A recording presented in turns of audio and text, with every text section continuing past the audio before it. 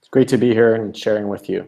So today we're going to talk about how you can use data, customer data, in your marketing. So first, a little bit about me. I'm the Director of Marketing APAC for SurveyMonkey. SurveyMonkey, as I'm sure you all know, is the world's easiest and largest online survey software. So we have 25 million users. We have users ranging from nonprofits or students still in elementary school or primary school, ranging all the way up to governments and prime minister's offices and the White House uses us. So the easiest online software, the best way to collect data and make decisions. My role here at SurveyMonkey is to oversee our marketing in the region, which includes everything from speaking to you guys today about how you can use our tool in your marketing alongside doing digital marketing and doing probably a lot of the similar things that the attendees of this conference are doing. In addition, I also lead the global SEO team. So I have a background of 10 years in SEO, and I still oversee our team and I have great support back in our headquarters. Previously to SurveyMonkey, I worked at a media company that was focused on automotive content, and I was responsible for everything on traffic. So growing users through digital, which included at the time the very early social, so it wasn't really Facebook pages. It was kind of like hashtags on Twitter and growing, and we had the largest automotive Twitter account. And then everything SEO, anything that had to do with users, anything viral, it had a lot of viral experience there. And then at the same time, I've been everywhere else. I've worked with a number of startups on their marketing, coming up with strategies that then go viral, coming up with strategies to achieve their SEO targets, and overall to just have a marketing strategy in place to achieve whatever they needed to do. So now I'm going to have you watch a couple videos. Wherever you are, please pay attention to all of the videos and all the words in these videos, because there will be a test afterwards. Sorry. There we go. Nissan Sentra with Nissan Connect.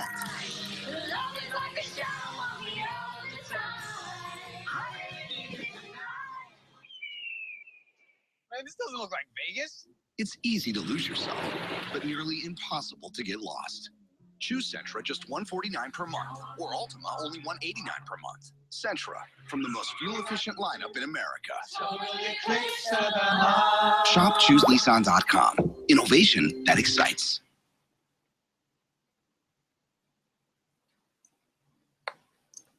And now another one. Welcome to Malaysia, a land of many races. You'll find your great adventure in a place with many faces, with many cultural sights and sounds. There are always new things to be found. Malaysia, year of festivals. Now is the time for fascination. Malaysia, it's unforgettable. This is the year of endless celebration. Year of festivals. Now is the time for fascination. It's unforgettable. This is the year of endless celebration. Malaysia, truly Asia. So when I show these videos to a live audience, usually I see that for the first video, people sort of zone out a little bit, and these are people I'm showing these video audiences in Asia. And the second video, they kind of nod their heads. So let's see if this audience, who I can't see and I can't engage with, has the same reaction. So ask yourself, what was the name of the car in that first video?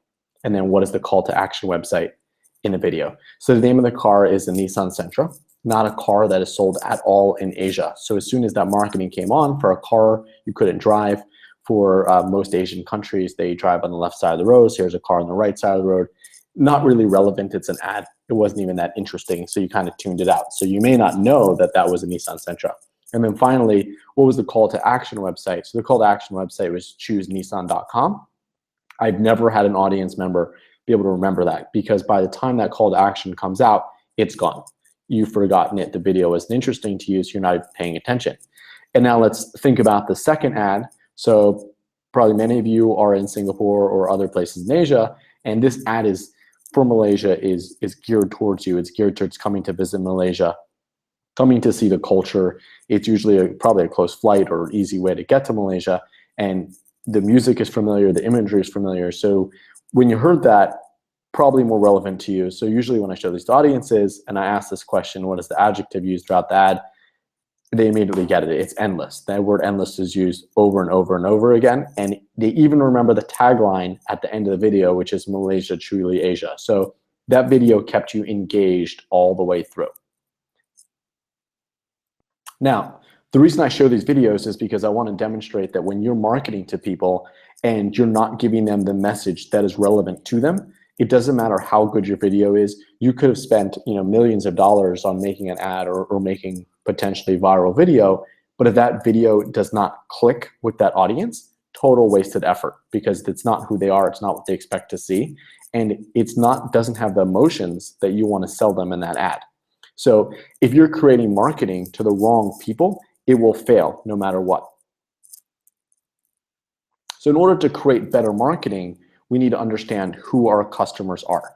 So there's a massive landscape of people. In Asia, there's 2 billion people. Not all of these people can be your customers. So say you're marketing for an office or a co-working space. So you could say, well, there's potentially 2 billion people, or let's say 1 billion people that work in offices. That's all my customers. But that's not really true, because some of those people already work in offices. Actually, most of those people work in offices. Most of those people work for other people. Maybe people don't even work in offices at all and don't need an office space. There is a very specific kind of person that you can reach who could potentially be your customer, and we need to understand who in all these billions and billions of people is potentially our customer and how to engage with that specific person. So that's where we want to start using data. So you can make an assumption, which is anybody that needs a desk could potentially be that customer for your co-working space. That's an assumption. That could be true. That may not be true. However, the data what can they afford? Do they want a desk? Do they maybe like working in a coffee shop? Do they like working at home on their couch? Do they not have enough money to pay rent?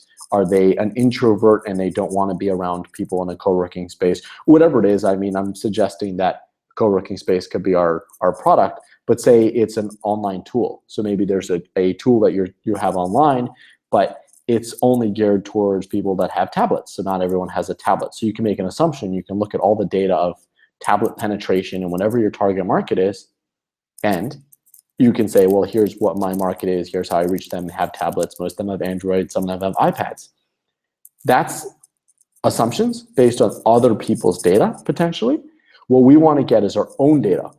Who are our customers? Let's understand who these people are so we can market to them and ultimately get them to buy and use our products. So when we talk about data, it's important to divide data up into two areas of data.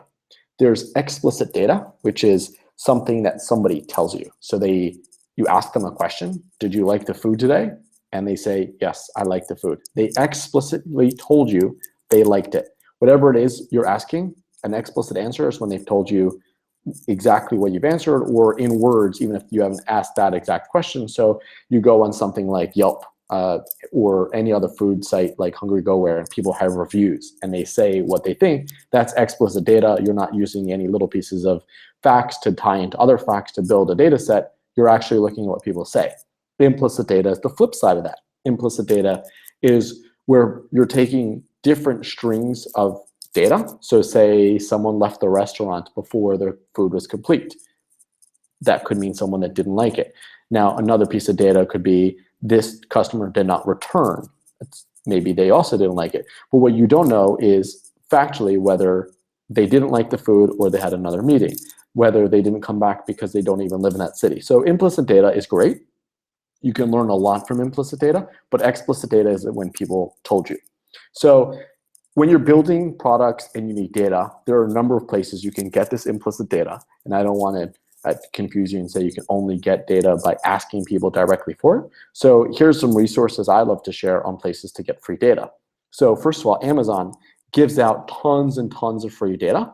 I forget the exact URL, but it's just a repository of their own data that they've collected, and you can learn from it, and other people are learning from it, and you can profit off of that.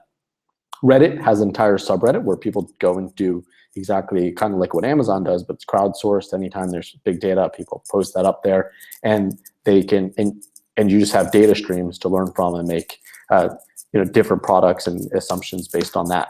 Next, there's Alchemy API. So Alchemy API is owned by IBM, and this goes and takes sentiment from words. So if you find a bunch of words together, so say it is you are looking at a Hungry Go Where, and someone writes a lot about the food or a lot about the restaurant, and you don't want to read all of that, you can put in Alchemy API and it'll tell you what the sentiment is. Did they like it? Did they not like it? And there's a lot of other great things there. My favorite source of big data is actually Google. So Google has the keyword tool, which will show you what people actually search for, how many people search for it, the Google Trends. You can use Google Analytics, where you're getting pieces of big data. So Google is just so much different big data. You can even use Google search. So what Google search tells you is based on what other people are searching for. Moving further in that space is SimilarWeb. So SimilarWeb tells you the kinds of keywords and the kinds of traffic other websites are getting. Again, big data, so you can make assumptions based on that. And Quantcast is a similar tool to SimilarWeb, but it's a little bit more focused on the demographics of users. So all great sources of big data when you're making decisions about who your potential customer base is for any marketing pitch. These are free places you should absolutely check out. Now, there is a downside to this kind of implicit big data. And let me tell you a story about that. There's a store in the United States called Target. Very popular store. You probably have heard of it. If you have not, it's basically a fancier version of Walmart, which that one you for sure have heard of. If you have not, quick Google will solve that for you.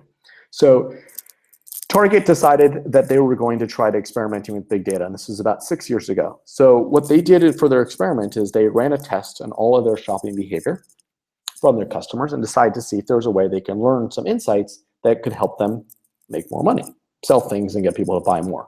And they discovered that they had an algorithm where they could figure out women that are pregnant. And not only could they figure out that they are pregnant, they could figure out when their potential due date is and then start sending them coupons based on that due date. So they sent these coupons out. Now, one day, a father of a 13-year-old girl opened up his mail and he saw a Target coupon addressed to his daughter about an expected baby. He was very upset about this, so he went into Target, spoke to the manager, lectured the manager on how could they do this. Doesn't Target know that his daughter's just in high school? What kind of messages are they trying to send? The manager was extremely apologetic, apologized on behalf of the company, offered, I'm sure, more coupons, and begged that father to please forgive him and the store. 3 weeks later, that Target manager decided to check in with the father. Called up the father, see how things were going, see if everything had been resolved, make sure he wasn't still angry at the store. And the father said, well, actually, I owe you an apology. I had a talk with my daughter and I discovered that she actually was expecting a baby. So now, what we want to take from the story is big data works. Implicit data works. You can find things out. Target was able to figure out that this girl was pregnant. What they did not know was that she was in high school. Those are facts they should know. What they didn't know is that by using that data, they were actually going to potentially lose a customer. So when you want to use your big data correctly, you want to make sure you have the full story. So here's another example of big data failing. Donald Trump. All the data models said there was no way that a guy like this could potentially win elections. And if he won, there was no way he was going to go all the way. What it did not include was the sentiment. Could the sentiment of people, their anger, their desire for change, actually indicate something other than the big data said, which is looking at past mathematical models and saying someone of this kind who says these kinds of things will never actually get elected or may not get on a ballot and no one will pay attention to. But if you look at the story behind the words, well, big data won't tell you the whole story. Implicit data won't tell you the whole story. You need a lot more than numbers. So how does this tie into marketing? Well, you can use your big data and you can try to build whatever marketing efforts you're doing based on implicit data, based on little pieces of data, but you don't really know who the customer is. You don't know the little things about them. So that is what I call little data, which is running surveys and talking directly to people and learning who they are. Finding out, oh, we believe our model says you are expecting a baby. However, how old are you? Little things like that matter so much. We believe that you told us you would vote for Donald Trump. We don't believe you, but why did you say you're going to vote for Donald Trump?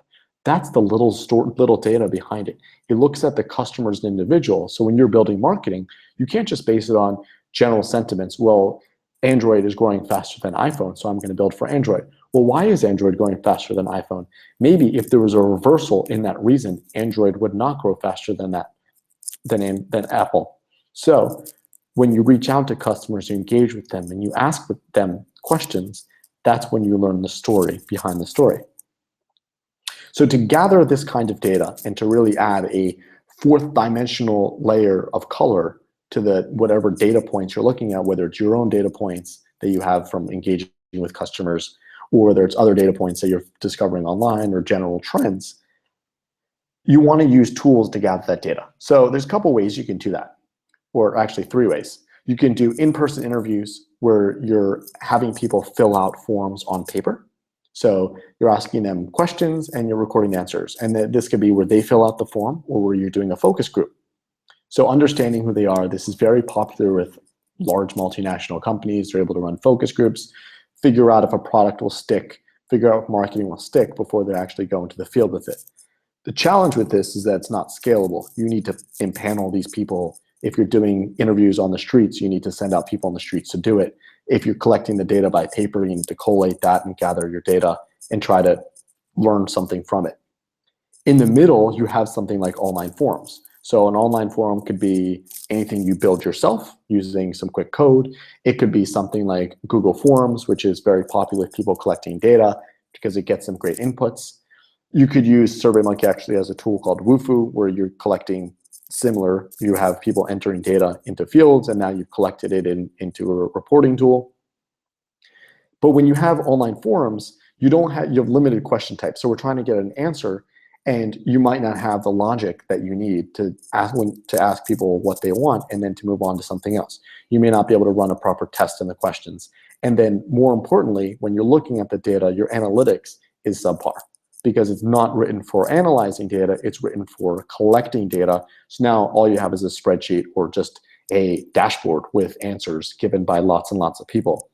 Moving upstream, you have a tool like SurveyMonkey. There obviously are other survey tools, and other tools are similar. I might argue that SurveyMonkey probably has the most features for the best price, but that's for you to decide. But when you use SurveyMonkey, we're created specifically for surveys. We have the advanced question types that you want and you need just for collecting and analyzing data. But the most important part of what we have is we're a survey tool. So you're collecting the data, and now you have quick analysis. You have charts. You've asked people a yes or no question, and you quickly see it in a chart, in a percentage, and you can immediately say 75% said yes, rather than having to go and sum all your yeses in a spreadsheet, or rather than having to ask people yes or no and then trying to figure out some people spelled yes Y-E and they forgot the S. We have it all because they've only been given a choice of yes or no. So when you use a survey tool to collect data and to analyze data, you're able to make decisions very quickly. And if you're trying to understand your customers, that's very important. I mean, if you're running an event and you're able to use conduct a survey immediately as each person leaves the event or each person engages with you, you're able to have that data. And as they fill out the answers, you're able to say, well, look, everyone's saying the speakers aren't very good. I need to change up the day quick before I lose everybody and they won't come tomorrow. People are saying that it's too cold there. I need to get the temperature changed. So you have a survey tool, you're able to make decisions very quickly and put color behind things and match up any other data you have in your data set. So when you ask survey questions and when you engage with your customers, what do you want to ask? So you want to ask them everything that actually matters. So you want to ask age, right? So it would have been helpful for Target to have asked the age of their customers when figuring out that they're pregnant. You want to ask gender, because gender is obviously something that makes a difference whether people are going to want to buy. There are many stories online where companies thought they were selling to females, but it turns out they were selling to males. You may not know who your customers are, so you ask them.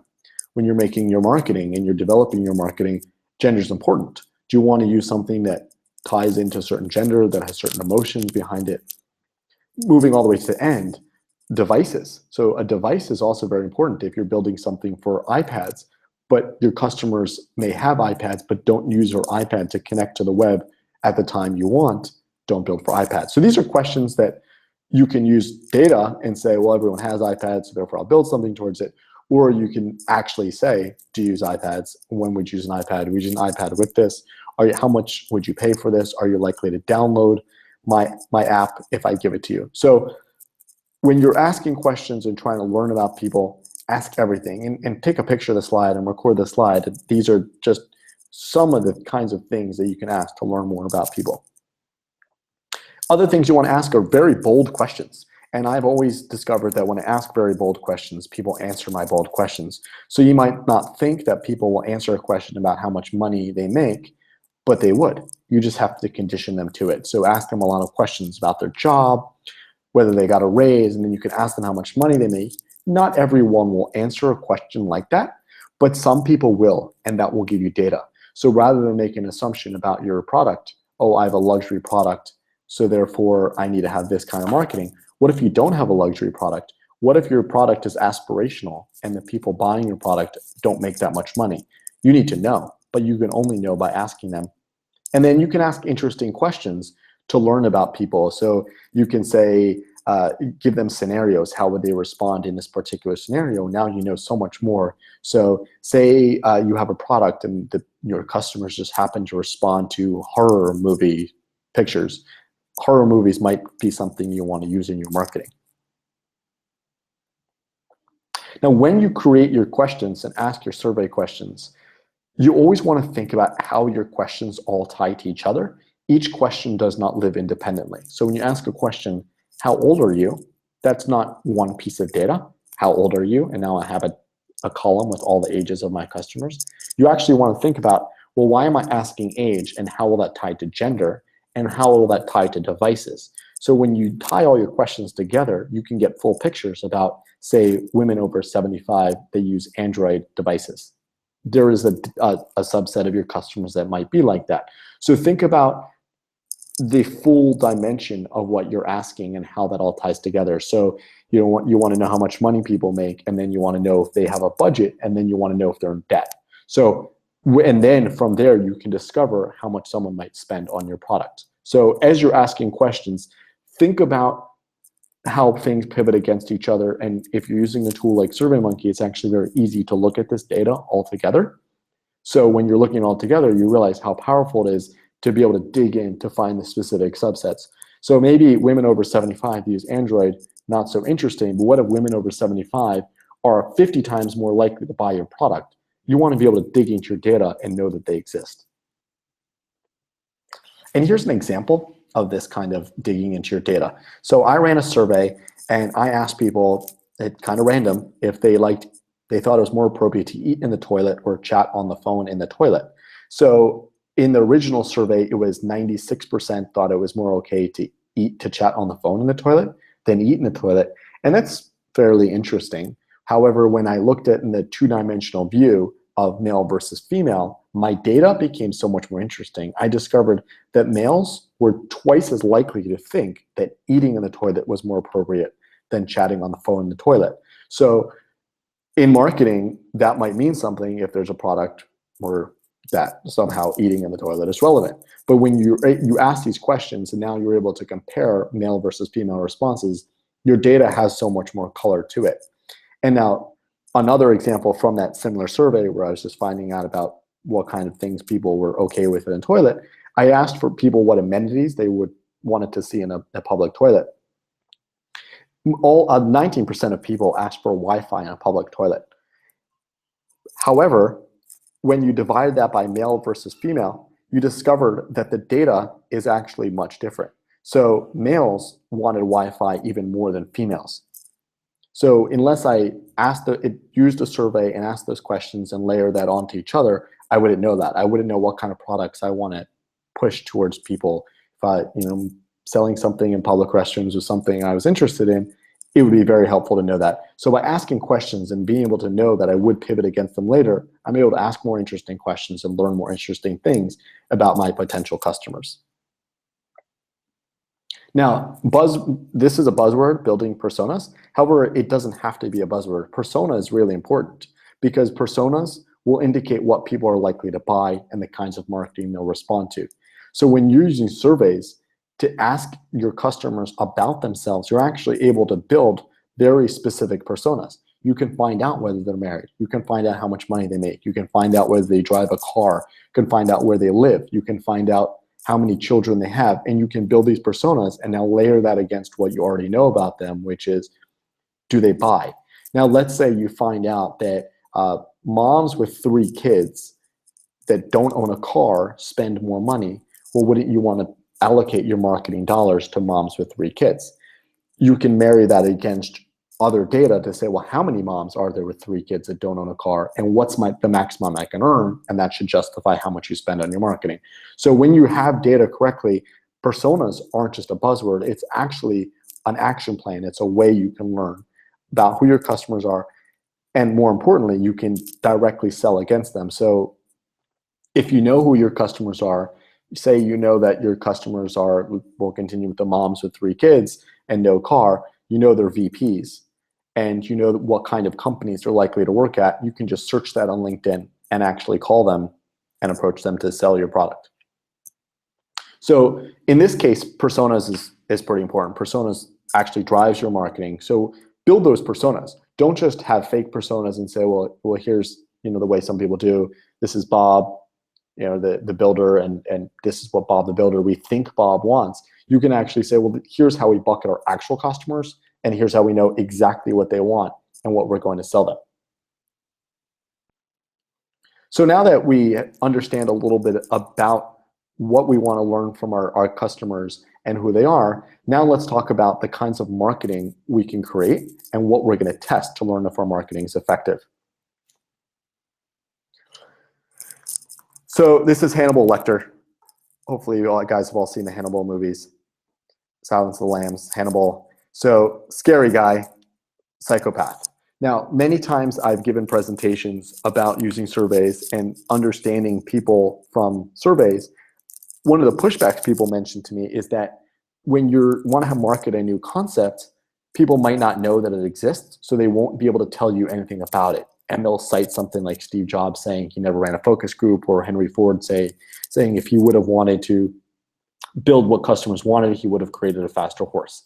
Now, my argument against that is for the last few hundred years, when they've created psychiatric and psychological diagnoses and diseases, it's all based on questions. So yes, you can't ask someone, will you buy the product I've just invented? Or will you install this app that you didn't know you needed? Or how much would you pay for something you didn't know existed yesterday? However, you can ask questions related to behavior to see how people respond to it. You can say, would you want an app that did X, Y, and Z? Or how much would you pay for something that solved this problem for you? Or do you realize you have a problem like this, and does that problem bother you? So many times people come up with solutions to problems that they have, but it doesn't necessarily bother other people. So when we're asking people about behaviors, then we're actually able to understand them better. So when we're doing marketing, and especially when you're doing advertising testing, you don't know, well, people don't know what they're being shown, but you can understand their response. You can understand whether they remember what they saw in the ad, or like I showed you at the beginning of this presentation, did you remember the call to action? Did your head bob along with the song, or did the song annoy you? So with surveys, you just come up with behavioral type of questions that have behavioral type of responses: recall, emotion, and then anything that showed that they clicked along with your message. Do they have that problem? So you can, of course, test price with a survey. So many times people test prices just by kind of launching and seeing if something sells too fast or if it doesn't sell at all.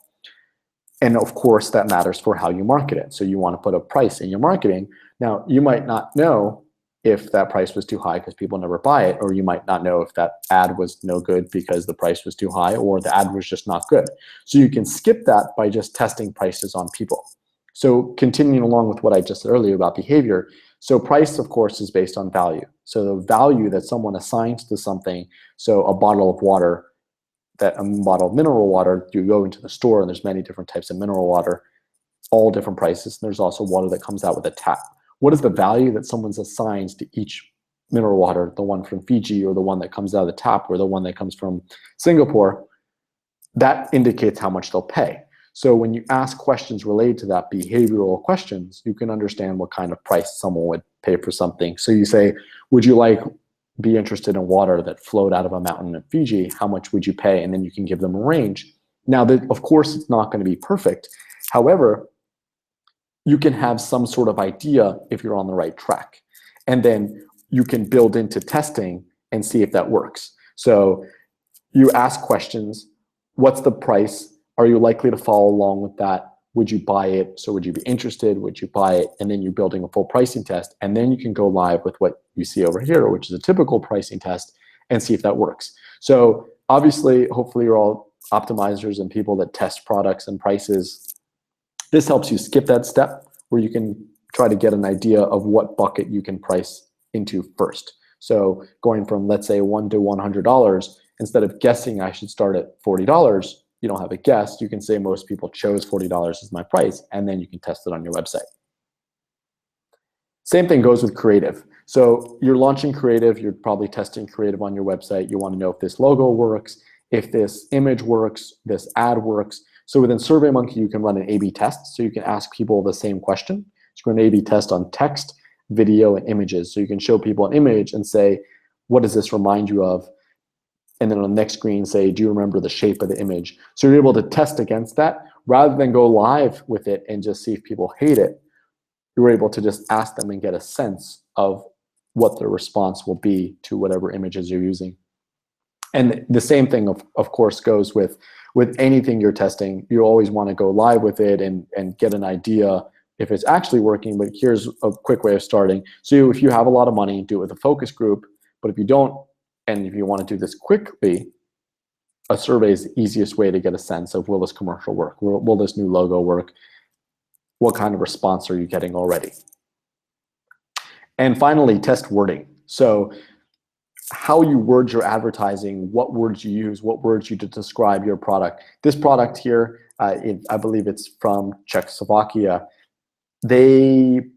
I don't know what that means in their language, but it's not going to work in most countries that speak English. So a quick test of a target market, you can find out whether you've offended people before you go through all the expense of printing an ad or printing packaging or doing anything related to spending money on words that people are not going to respond to. So if you take out a print ad and you want to describe something, you want to describe a promotion, or you want to describe even AdWords. I've actually tested AdWords with surveys. So just to see which one people are more likely to click on, if you have to start with 30 different ads, show it to people, and then you can narrow it down. And I can only do a test on 3 different ads. So I'm able to get a successful test even with faster in Google. So here's some best practices on asking questions. And these, you'll get better at running surveys as you conduct surveys. But here's a quick start, so your data will be a lot more clean. So first of all, don't take shortcuts. You want to ask questions that have scaled responses. So instead of asking people to fill out data, we want them to go ahead and choose responses. So if they filled out, what do you like about your supervisor? People might say, oh, they're personable, oh, they're receptive to questions. But now you have to analyze against it and try to figure out what they said. Very hard, versus if you try and bucket people into specific answers, very easy to analyze, and you can actually analyze on the fly. But you should ask open-ended questions at times, because free-form ideas, especially around marketing, are very important. It gives you new ideas. So if you wanted to know what to call a product and you ask people 5 different questions, excuse me, 5 different questions, 5 different responses about what to call a product, but you might not have thought of the other idea. Ask people, what would you call it if I gave you the choice? How would you respond to this? How would you market this? How much would you pay for it? Give people options to answer, but for starters, always use scales, always bucket them into something. Put logic in your questions. So if there's a question, if you ask people, do you have a smartphone? And then your next question is, do you have an iPhone or an Android or something like that? If they don't have a smartphone, don't ask them if they have an Android or an iPhone because they'll be annoyed. And I've done this and I've forgotten to put my logic in a couple times, and people respond the other, they will say, I don't have a smartphone. So not only did I annoy them, I got data, because sometimes people will be like, well, they asked if I have an iPhone. I already told them I don't have a smartphone. I'm just going to say I have an iPhone. So put logic if things aren't relevant. If you say, are you male or female? And then if your product is for females and you want to market to females, don't have your next questions be related to females. Actually put those males into somewhere else. Either let the males out of the survey or start asking them different questions. Ask if they buy things for females in their life. Don't ask them if they buy it for themselves, unless you think they might buy it for themselves. So don't always think of the logic behind your questions and stack your questions logically. You don't want to ask too many questions, and logic is a way of saying only the people that should fall into this bucket, I'll ask all the questions to. Other people will be able to skip out of it. Make sure you're communicating exactly what it is you're trying to say. I don't need to walk through all this because you'll have these slides, but go straight towards something. Be very clear. And the problem is when you ask survey questions that aren't very clear, people get confused. They'll either skip, lie, or tell you what they think you want to hear. So the one I'll jump into right here, which is a double-barreled question, is do you like apples and pears, is the example here. Problem with this is someone will say yes. So you don't know whether they like apples, pears, or both. So that should be two questions. So make sure your questions always have a single response to, and you know exactly where someone's coming from. Another one that's really important here is as you're doing marketing surveys, don't lead people down a path you want them to go. Actually, let them give you answers. So if you want to say, how much would you be willing to pay $19.99 for this product? That's not a really good question because you've told people, would you be willing to pay $19.99? Ask people how much would they be willing to pay and give them all those choices of how much they can pay. And you'll get a lot more data because you're not suggesting to them which one you think you want them to tell you. When you're using scales, it's important to make sure your scales match up to your question. So in the first question, I'm asking how comfortable are you with your current weight? So therefore, all of my answers need to relate to how comfortable I am. So extremely comfortable at the top and not at all comfortable at the bottom. If I want to ask if I want 5 responses, but I want them to be positive, negative, and neutral, then you need to make sure positive, negative, and neutral are in your question. So in that question, it's over the past 30 days, has your weight increased, decreased, or remained about the same? And now people have the choice. So you say, do you like, dislike, or not care? And now you can have the response where it's very much like a lot, like neutral. So make sure your questions always balance with your answers. Don't ask people questions they don't know. So this is a very important one for marketers because we're trying to market to people and jump ahead and learn things about them and be able to sell things to people. So they might not know something. So don't confuse them. And again, like I said earlier, when you ask people questions they don't know, what will happen is they'll either lie to you or be confused and skip the question, or even worse, close out the survey. So be very clear about what it is that they want, that they can tell you. And if they don't know the answer, say it's okay to guess. Or do you say something like, in your best opinion, what do you think is the right answer? Or in your best guess. So we're trying to get information from people to learn more about them and to learn what they would like to buy. So how would you respond to this ad? You say, if you had to buy, and if you were only shown this ad and this is the only product you could buy, how likely are you to do this? Don't just say, what do you think of the ad? Because that's going to get you responses that I don't really know what I think of that because I don't know what you're asking me about.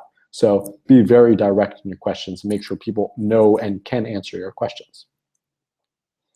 It's very important that when you have questions that you have a way for people to say, get out of it. So in the question I asked before about smartphones, so I asked if you have a smartphone, and it's very important to say, I don't have a smartphone. That should be an option for them. So there should be always an option where people can say, I don't have an opinion, it's not applicable for me.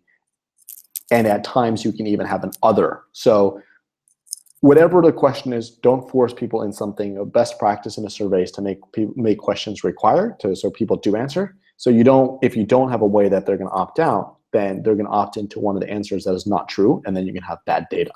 So make sure there's a way to always get out. So if people don't know, So if they say how clean is the neighborhood in the middle over here, they should know how clean the neighborhood is, so don't use it. If you think it's something they might not know, say, if you had to choose, tell me. But if they don't actually know, like in the first one, they have no opinion or they don't know, then you can allow them out. And then finally, here's some questions people ask. So hopefully at this point, you're quite motivated. You understand the value of surveys and why you need to use surveys in your marketing, and why you need to understand your customer base as you build marketing pitches into them, and as you build digital ads around marketing people. And this is all, of course, really important for Facebook, because on Facebook, you have the options of actually targeting directly to your customers by using interests, and things get a lot cheaper, especially when you're paying on CPM. So if you know more about people, you can very specifically target your interests. If you know, and actually this would apply to LinkedIn too. So if you know that your product and your ads are written for females, then you can choose females. But if suddenly you discover that males are more responsive, then you can choose just males. So really understanding your customers is very, very valuable for your marketing, and valuable down the line for conversions, because you're spending money and creating conversion funnel for people that you know are likely to convert, because you actually know about them rather than just looking at data and making assumptions. So hopefully you have learned something from that, and you have some, and you're willing to test this, and you'll try learning more about your customers. But here's some questions people typically ask about how to get started and how to move forward in using surveys to understand more about their customers. So biggest question that you might have right now is, so you have a survey, where do you get results from? How do you learn more about your customers? So if you have an email list, that's an easy one. Blast it out to your email list. If you have Facebook or Twitter, push it out to your entire list. Get people to respond. If you don't actually have people to respond, so say you have a new product or a new pitch, or you're a startup and you haven't really gathered a bunch of users, there are actually ways you can pay and get responses. So we have SurveyMonkey for Business, which we have an audience panel. So we have a panel of people where you can choose who you want to survey to. Say, I only want to survey to people in Singapore, or I only want to survey to males, or I only want to survey to people that work for the government. You can actually choose these people, send your survey out, and you pay per response. Similarly, you can do this something on Facebook and Twitter, where you can create an ad and get just the people you want to respond to your survey and to see those ads. You can do the same thing on Google. So say you have a product where actually, I've seen with SurveyMonkey, we had a mental health agency that wanted to learn more about people that want to kill themselves. So if you Google, there was, I want to kill myself, their ad showed up and they asked you, why do you want to kill yourself? So whatever it is you're looking for, you can create an ad around it that specifically goes to collect data from people and learn about them. So say you know that you could have a drug company, and only the people that have a certain disease, you want to learn more about them, so they'll search the name of that disease or search other drugs related to it. You can have a survey to learn how old these people are, when they got diagnosed, and so forth. And now you know how to market to them and know how to reach them. How many results do you need for your survey in order to have effective marketing? So it really depends on what it is you need. So if you want to survey an entire population, you want to be statistically significant, you want to figure out if, very specifically, if who's going to get elected as president, or what the results of a referendum might be, you need to have an exact sample size that is representative. But if all you want to do is get some data and learn more about your customers, a good number of people is good. Now, a good number could be 100, it could be 300, anything that feels sizable to you, that you're willing to justify going against. And I've seen people make decisions based on as small as 100 responses if their database is small, because data is data, and at least it gives them something to go on and know who their customers are. Now, there is also something with significance where you can run a z-test on something, and you're understanding the probability of your answers changing. And for that, it's, say I asked a question, yes or no, would you respond to this ad? 80% say yes, 20% say no. Doesn't matter if I move, and I had 100 people respond, doesn't matter if I go from 100 to 5,000, it's very unlikely the no's will become the majority. There's a slim chance. So that's significant. So even if I have 100 people, I know that, yes, people will respond to that ad. And I'm not to contradict myself, but that's not a good question. But if that was the point of my question, to understand if they'll respond, and 80% say yes, so that is significant. no matter what, and that's good enough to go on, and I don't need a huge amount of people, as long as the people I've surveyed is representative. So what I'll leave you with here is, don't let the fear of not getting enough responses discourage you from actually running a survey. Run the survey, and then afterwards you can decide whether the data is good enough to make a decision on, because you might surprise yourself. I've worked with companies where they were positive they were not going to get a lot of responses, and they'd never done surveys before, and then they went ahead and did a survey and got 900 responses. So run the survey, get the data, and then decide whether it's significant or whether there's some sort of data issues that you don't want to trust. But more than likely, you'll have great ideas and great things to learn from. And then finally, just because you actually run a survey and learn all about your customers does not mean you're going to be successful. However, not knowing anything about your customers, spending money on marketing, creating ads, creating campaigns that you hope to go viral, running even AdWords campaigns that are not using the keywords that the people you believe will click on your ad will click on and convert, all a waste of money. So don't waste money, and just try and understand who your customers are. It's not that difficult, and it will pay dividends just to understand who it is you're selling to and who it is will buy from you, who your customer base is. And hopefully you'll do this and really feel that that's valuable enough that you want to continuously do it as your user base grows and as your user base changes, and your marketing will become more and more successful. So here's how to reach me. That's my email address. I'm happy to accept anybody on LinkedIn, and you can also follow me on Twitter. So thank you for having me, and I look forward to your questions.